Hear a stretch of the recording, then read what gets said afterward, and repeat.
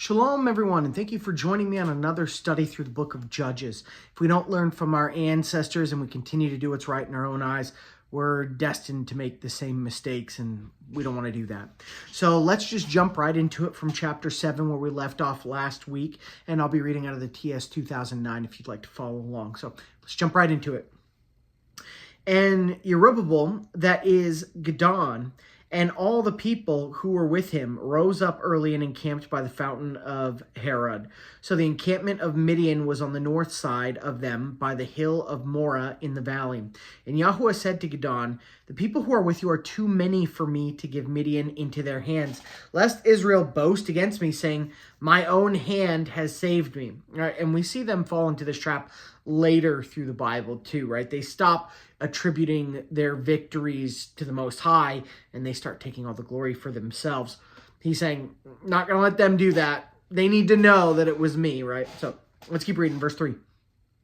"And now proclaim in the hearing of the people, saying, 'Whoever is afraid and trembling, let him go back and leave Mount Gilad.' And 22,000 of the people turned back, while 10,000 remained. And Yahuwah said to Gidon, 'The people are still too many. Bring them down to the water, and let me prove them for you there. And it shall be that of whom I say, this one goes with you, let him go with you. And of whoever I say to you, this one does not go with you, let him not go.' So he brought the people down to the water, and Yahuwah said to Gidon, 'Everyone who laps the water with his tongue, as a dog laps, separate him from everyone who bows down on his knees to drink.' And the number of those who lapped, putting their hands to their mouth, was 300 men. And the rest of the people bowed down on their knees to drink water.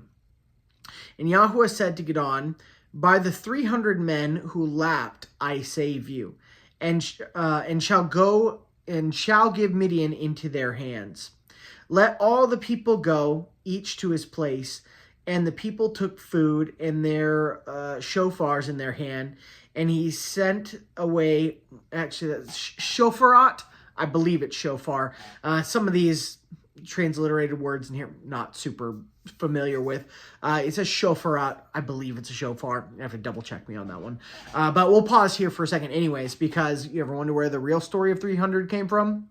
Right here. Way before Leonidas and his band of Spartans, it was in the Bible. So perhaps they stole that from Gidon right here. Anyways, and he sent away all the rest of Israel. Oh, I'm sorry. Let me jump back. My bookmark slid. "Let all the people go, each to his own place. And the people took food and their shofars, shofarat, in their hands. And he sent away all the rest of Israel, each to his tent, but held on to those 300 men. Now the camp of Midian was below him in the valley.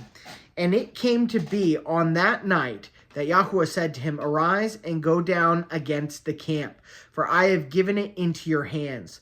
But if you are afraid to go down you and Purah your servant to the camp, and you shall hear what they say.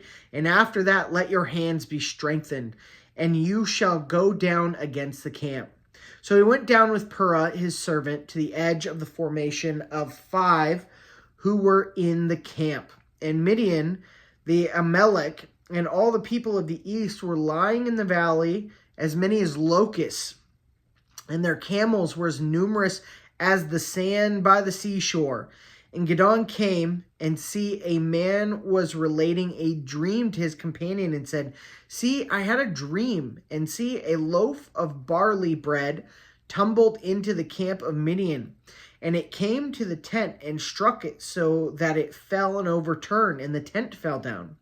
And his companion answered and said, 'This is none other than the sword of Gidon, son of Joash, a man of Israel. Elohim has given Midian and all the camp into his hand.' And it came to be, when Gidon heard this dream related and its interpretation, that he bowed himself down, and he returned to the camp of Israel and said, 'Arise, for Yahuwah has given the camp of Midian into your hand.' And he divided the 300 men into the companies, and he put shofarat into the hands of all of them with empty jars and torches inside the jar. And he said to them, 'Watch me and do likewise. And see, when I come down to the edge of the camp, do as I do.' And I shall blow with the shofar, I and all those with me. Then you shall also blow with the shofar around about all the camp, and say, for Yahuwah and for Gidon. And Gidon and the 100 men who were with him came to the edge of the camp at the beginning of the middle watch. And they had but newly posted the watch. And they blew with the shofarat and broke the jars that were in their hands. And the 3 companies blew with the shofarat and broke the jars, and held the torches in their left hand and the shofars in the right hand blowing. And they cried, a sword for Yahuwah and for Gidon. And each stood in his place round about the camp, and all the army ran and cried out and fled. And the 300 blew the shofars, and Yahuwah set the sword of each one against the other throughout all the camp. And the army fled to Baeth Shittah, toward Tisarah, as far as the border of Abel Meholah by Tabath. And the men of Israel were called from Naphtali and from Asher and from all Manasseh, and pursued Midian. Then Gidon sent messengers throughout all the mountains of Ephraim, saying, come down and meet Midian, and capture from them a watering place as far as Baeth Barah and the Jordan. So all the men of Ephraim were called and captured.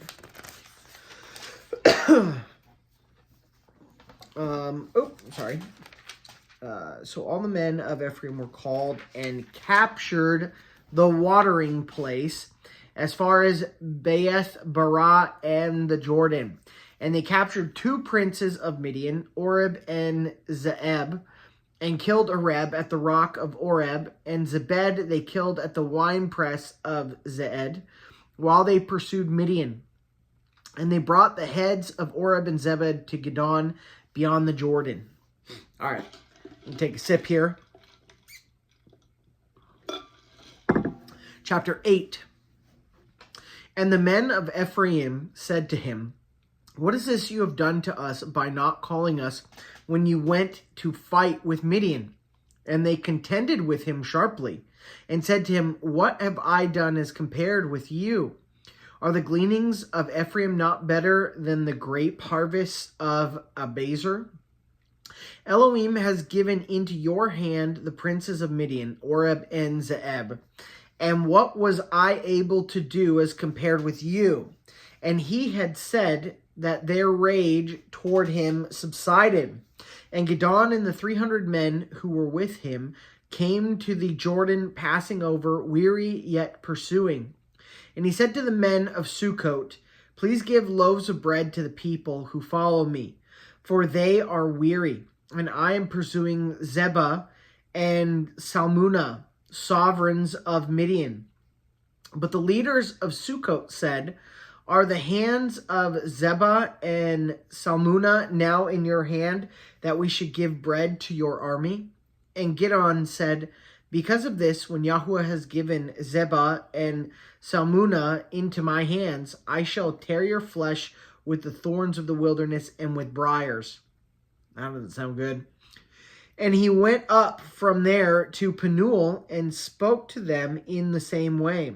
And the men of Penuel answered him as the men of Sukkot had answered him. So he spoke also to the men of Penuel, saying, when I come back, in peace I shall break down this tower. And Zebah and Salmunna were at Korkar. Get me with these names. And their armies with them, about 15,000 men, all who were left of the army of the people of the east. Now those who had already fallen were 120,000 men who drew the sword. Dang. And Gidon went up by the way of those who dwell in tents on the east of Nebah and Yogabah, and he struck the camp while the camp was at ease. And Zebah and Salmunna fled, and he pursued them and captured the 2 sovereigns of Midian, Zebah and Salmunna, and shuttered the entire army. And Gideon, son of Joash, returned from battle from the ascent of Heres, and captured a youth of the men of Sukkot and questioned him. So the youth wrote down for him the leaders of Sukkot and its elders, 77 men. And he came to the men of Sukkot and said, "See Zebah and Salmunna, about whom you taunted me, saying, are the hands of Zebah and Salmunna now in your hand, that we should give bread to your men who are weary?" And he took the elders of the city and thorns of the wilderness and briars, and with them he taught the men of Sukkot a lesson. And he broke down the tower of Penuel and killed the men of the city. And he said to Zebah and Salmunna, "How were the men whom you killed at Tabor?" So they answered, "They were like you. Each one looked like the son of a sovereign." And he said, "They were my brothers, the sons of my mother. As Yahweh lives, if you had let them live, I would not kill you." And he said to Yether, the firstborn, "Rise, kill them." But the youth would not draw his sword, for he was afraid, because he was still a youth. Then Zebah and Salmunna said, "Rise yourself and fall on us, as a man is. So is his might." So Gideon arose and killed Zebah and Salmunna, and took the crescent ornaments which were on their camels' necks. So the men of Israel said to Gideon, "Rule over us, both you and your sons, also your son's son, for you have saved us from the hand of Midian."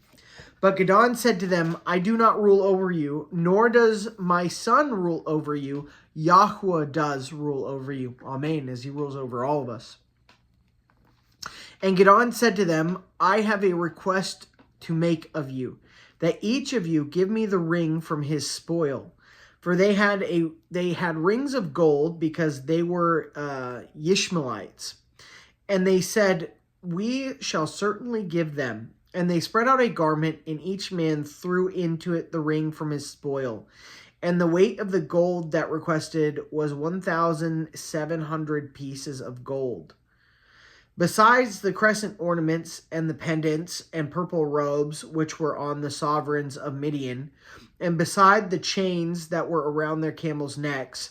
And Gideon made it into a shoulder garment and set it up on his city, Ophrah. And all Israel went whoring after it there, right? And this is where the downhill comes, right? We've seen this roller coaster through Judges, right? Everything's going good for them, and then they just crash. And it became a snare to Gideon and to his house. Thus Midian was humbled before the children of Israel, and they lifted their heads no more. And the land had rest for 40 years in the days of Gideon. And Jerubbaal, son of Joash, went and dwelt in his own house. And Gideon had 70 sons who were his own offspring, for he had many wives. And his concubine, who was in Shechem, also bore him a son, and she gave him the name Abimelech. And Gideon, son of Joash, died at the good old age, and was buried in a burial site of Joash's father in Ophrah of the Abizarites. And it came to be, when Gideon was dead, that the children of Israel again went whoring after the Baals, and made Baal-berith their mighty one. Thus the children of Israel did not remember Yahweh their Elohim, who had delivered them from the hands of all their enemies round about. Nor did they show loving commitment to the house of Jerubbaal, Gideon, according to all the good which he did for Israel. Right? Just again, I'm telling you guys, it's hard to read. And I'm not trying to poke the finger, right? I say this a lot. I'm not like trying to, I don't know the right way to say it, but I'm not trying to like judge or point the finger at them.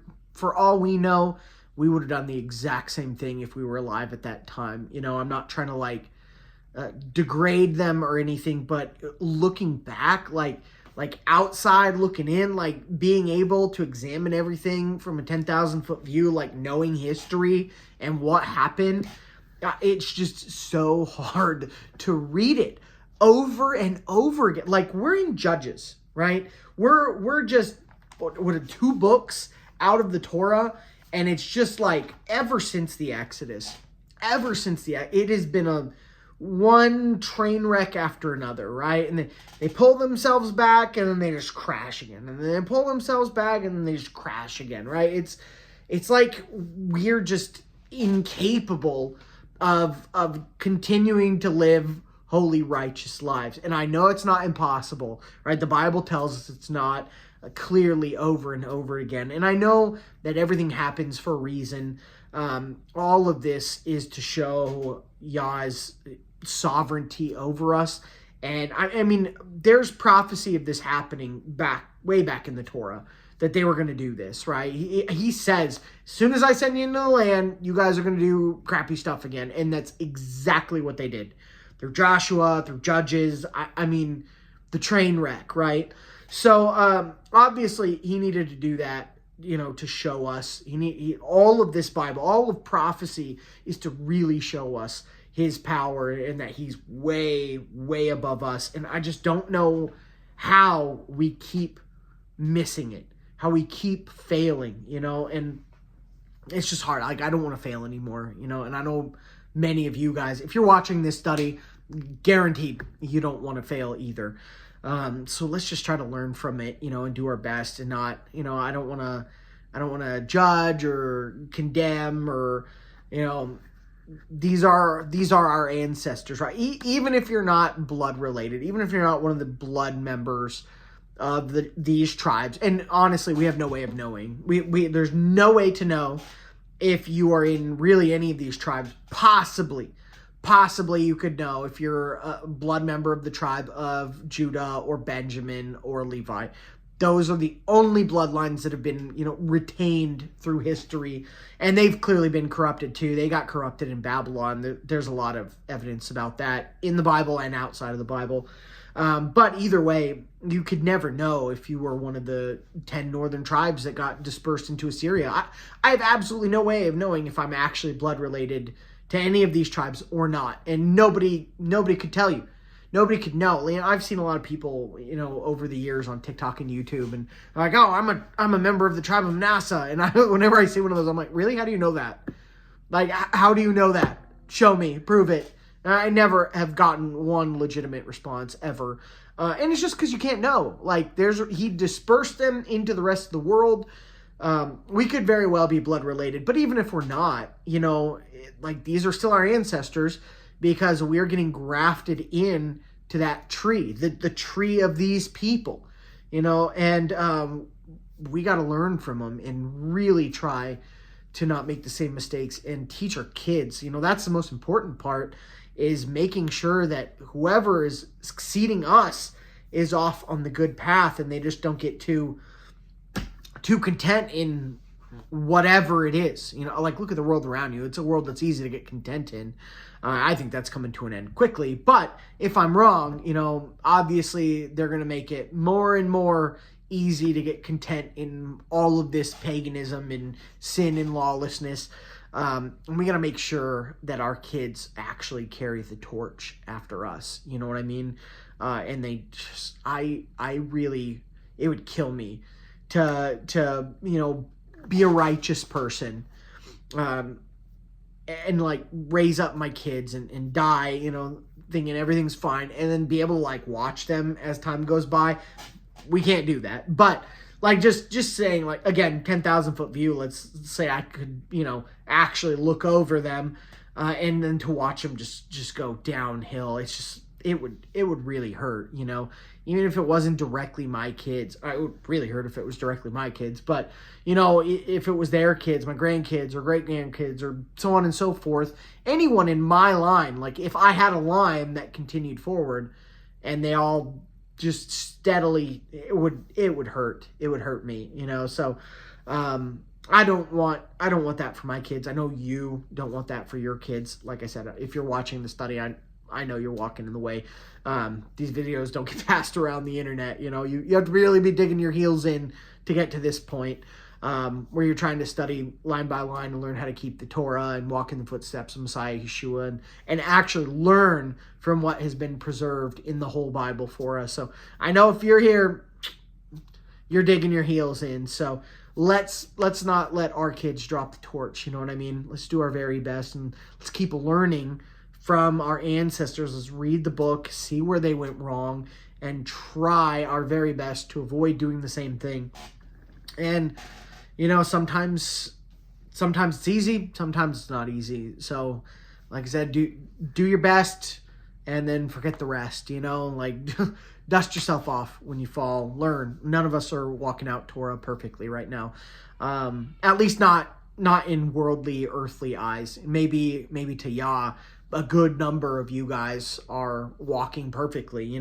When the Most High said that we need to be perfect, he wasn't asking us to do anything impossible, and we see in Scripture that there were people doing it. So I'm sure there are people that are doing it. Now, this is my opinion, but I feel like if you are doing it perfect, you probably don't think you're doing it perfectly.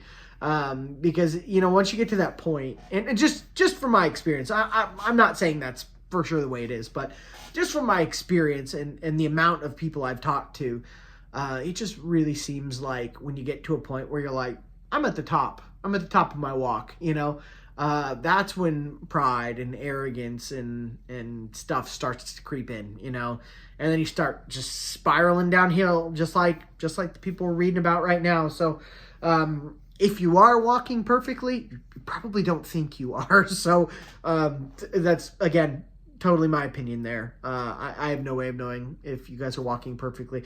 Quite frankly, I'm not even sure if I could know if I'm walking perfectly. I'm certainly doing my best to keep the law, but I don't feel like I'm there, like I have it all figured out and there's nothing better I could do. But you know what it says in 1 John 3, right? Those who practice righteousness are righteous as he is righteous. So let's keep practicing it, right? And then, Yah willing, we will be called into that second Exodus. We will be partakers of the renewed covenant, and we'll get that body that actually knows the law and has the law in it. And boy, that's going to be just awesome.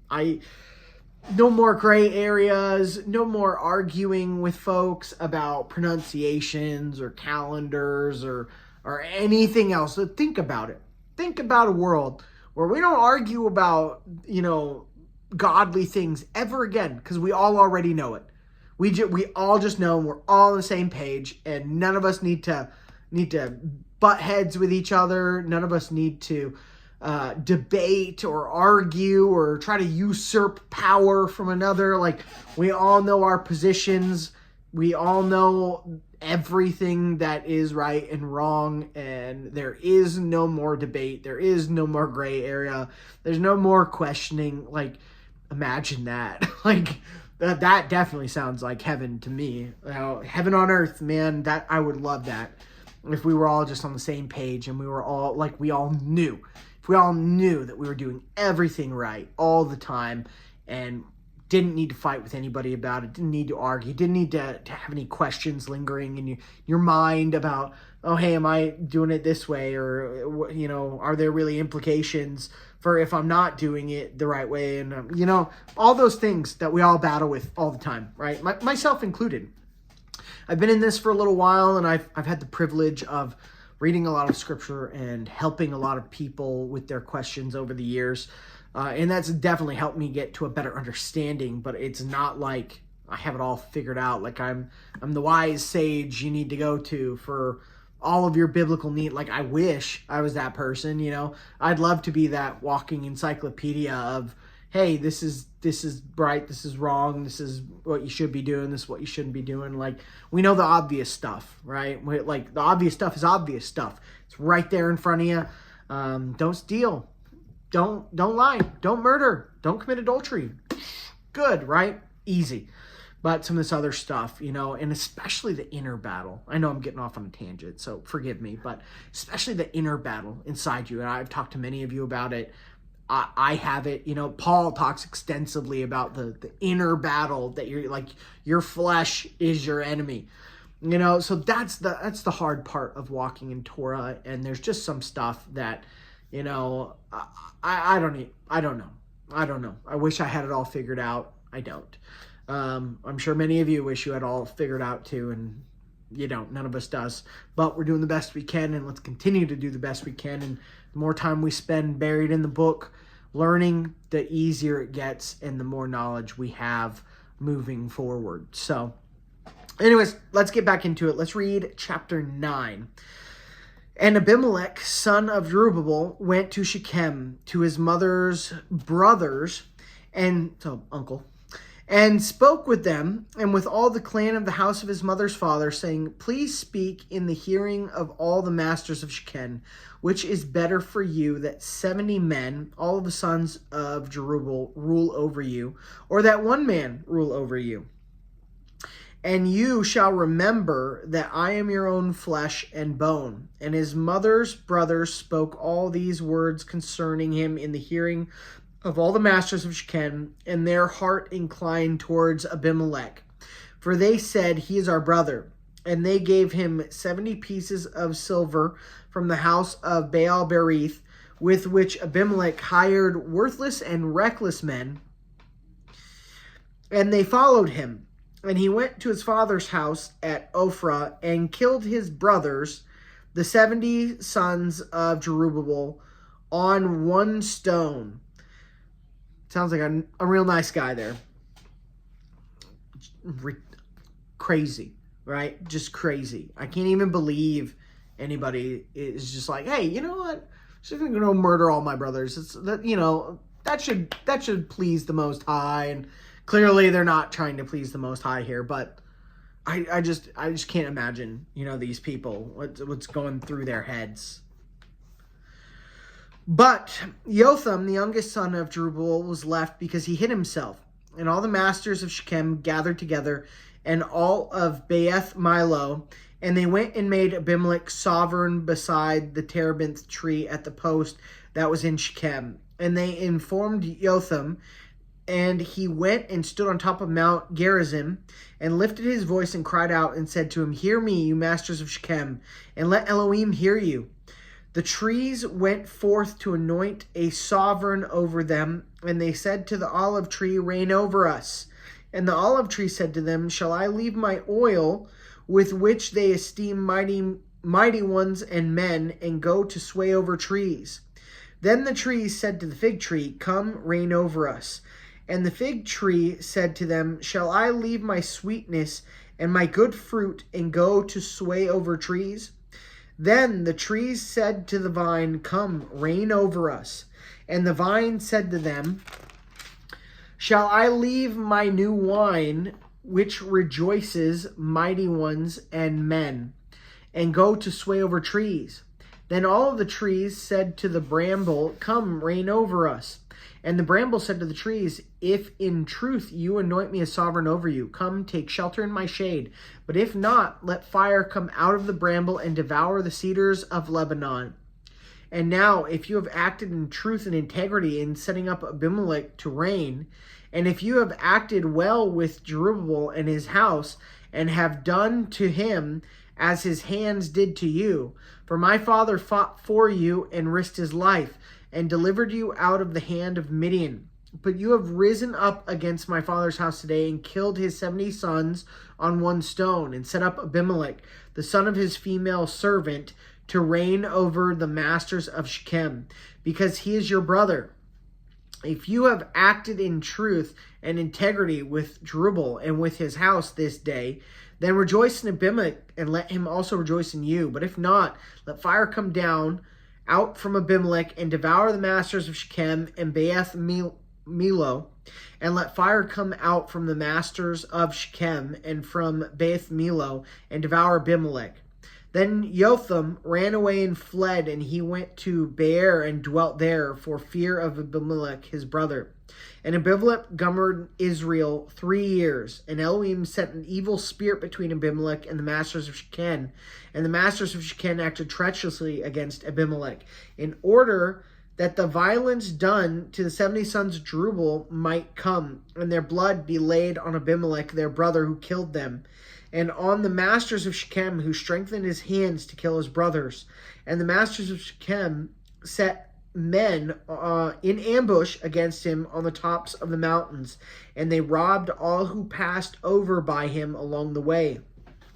And it was reported to Abimelech, and Gaal, son of Ebed, came with his brothers and passed over Shechem. And the masters of Shechem put their trust in him, and went out into the fields, and gathered their vineyards, and trod out, and held a feast. And they went into the house of their mighty one, and ate and drank, and cursed Abimelech. And Gaal, son of Ebed, said, Who is Abimelech, and who is Shechem, that we should serve him? Is he not the son of Jerubbaal, and is not Zerubbabel his officer? Serve the men of Hamor, the father of Shechem. But why should we serve him? If only this people were under my hand, then I would remove Abimelech. And he said to Abimelech, Increase your army and come out.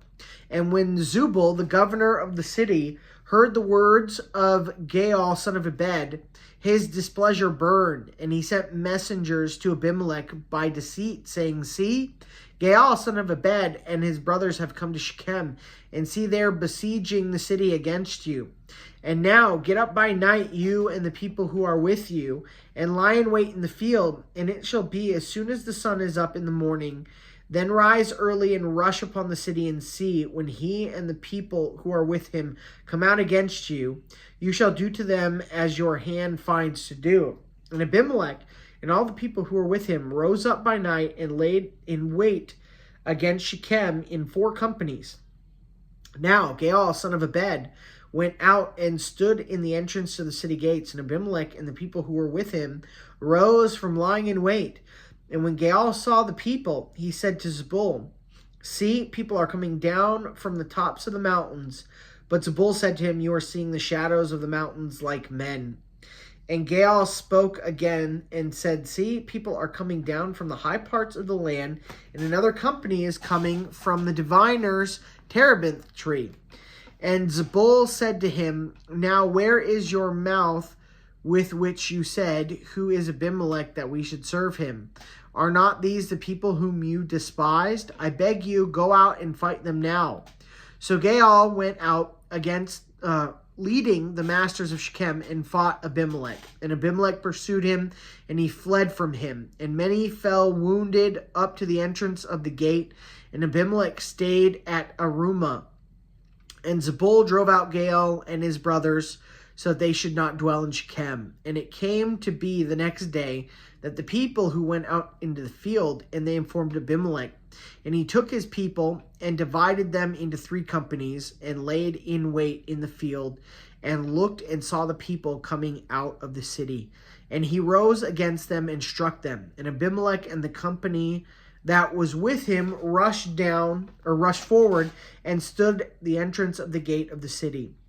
And the other 2 companies rushed upon all who were in the fields and struck them. And Abimelech fought against the city all that day, and captured the city, and killed the people who were in it. And he broke down the city and sowed it with salt. All the masters of the tower of Shechem had heard that, and entered the stronghold of the house of El-Barinth. And it was reported to Abimelech that all the masters of the tower of Shechem were gathered together.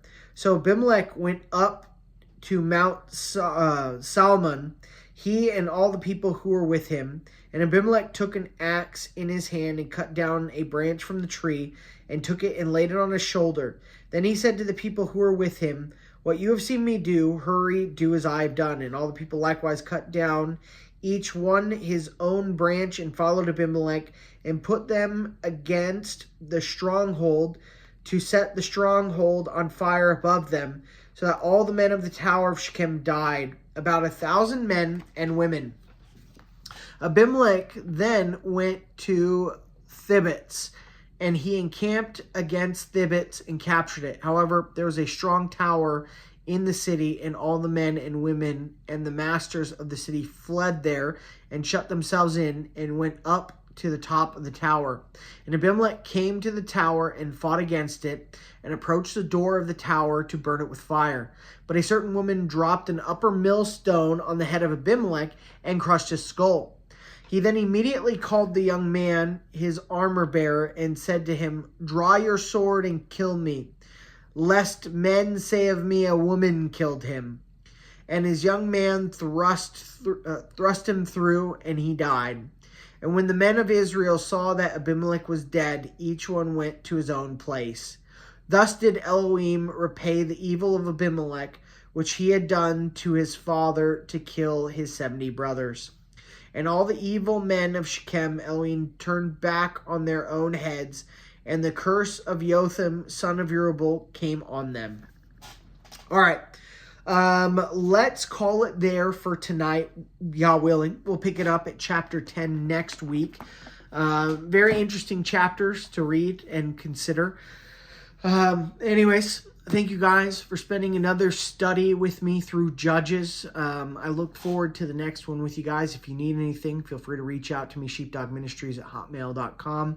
Other than that, I hope you have a blessed rest of your week, and may the Most High bless you and keep you and make his face to shine upon you and be gracious to you and lift up his countenance upon you and give you wonderful peace. In the name of our Messiah, Yeshua. I love you guys. Yah willing, I'll see you soon.